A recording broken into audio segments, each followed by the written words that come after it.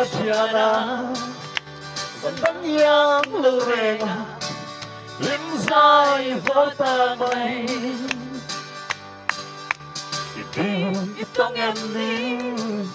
Berkwanting trong nena Limsay fortune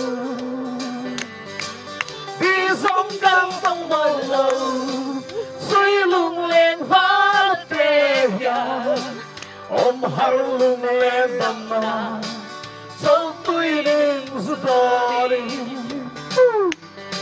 Lung lên đầm na Đi na riang phát tê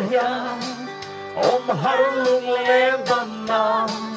Đi tông lâu và cầm ru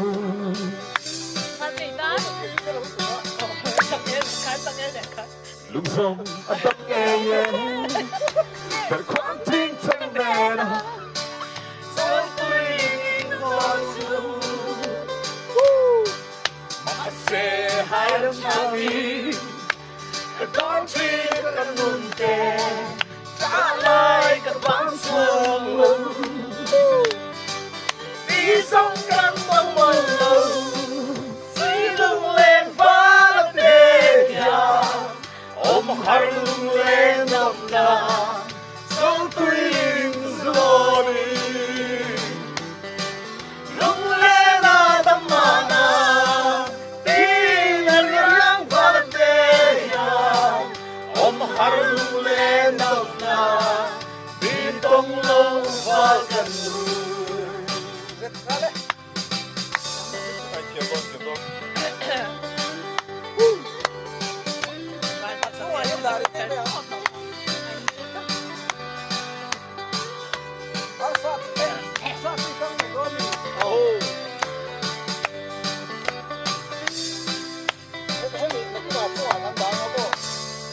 Lung sông anh tâm nghe